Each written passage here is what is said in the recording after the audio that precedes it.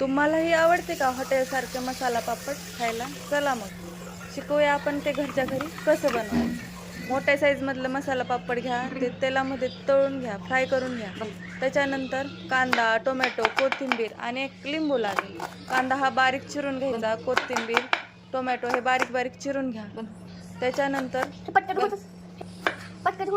कांदा, टोमॅटो हे बरोबर बारीक ही चिरलं गेलं पाहिजे.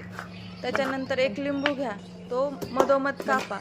त्यानंतर कांद्यावर तो लिंबू पूर्णपणे असा पिळून घ्यायचा, त्याचा रस कांद्यामध्ये पूर्ण पसरवायचा. त्याच्यानंतर त्याच्यावर मीठ टाका आणि तोच कांदा नंतर पापडवर पसरावा. त्याच्यानंतर टोमॅटो आणि कोथिंबीर पूर्ण टाका त्याच्यावर आणि त्याच्यानंतर चाट मसाला, लाल तिखट आणि बारीक शेव, जी खूप साईजमध्ये पाणीपुरीमध्ये जी वापरली जाते ना, तेच बारीक शेव हे त्या पापडवरती वापरा आणि तयार आहे आपले मसाला पापड.